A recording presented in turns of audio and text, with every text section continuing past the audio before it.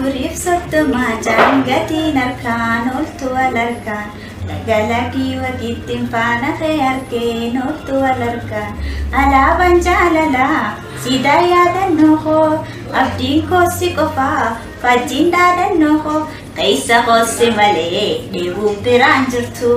karaan naman dorbu iddoo garaan jirtu Sinawwen taala Oromoo namni hin duune wal harkaa Sinawwen maa Oromoo namni hin duune wal harkaa Kookee shoofatti shaashambaa jechuuf Janni jaalalaa yookaan ta'ee allamu naaf kahee annama jaalachuu ansirratti jiile deemee jaalala kumatee guyyaa waliin dhufnee jaalalaan taphannee akka gosa kootee waan jetteen dagannee akka fedhi teenyaa siilaa gadabnee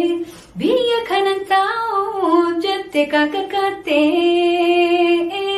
Sitate karake murate harra dugonfatte humami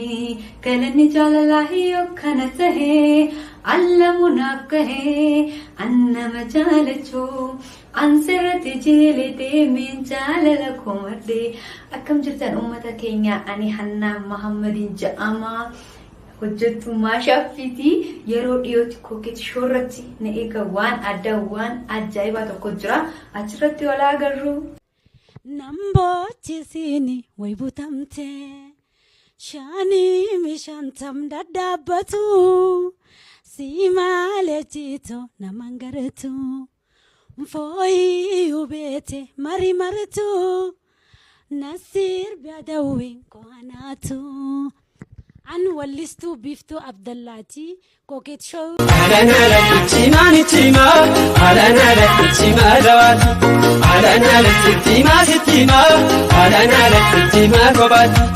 alana la tolori andante alana la suka jalat alana la sukna hagadu alana la mate jalat amma mal irratti argamta kuni garuu sirri miti maaliif ta'e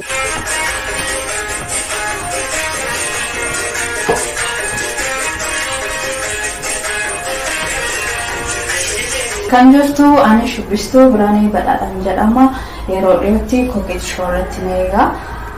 Kookee show